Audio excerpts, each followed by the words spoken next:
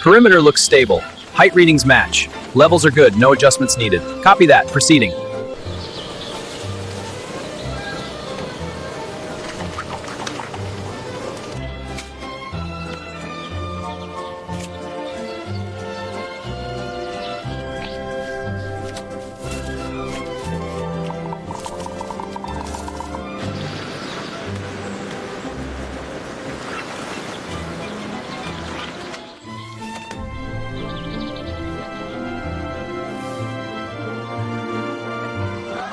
Perimeter looks stable.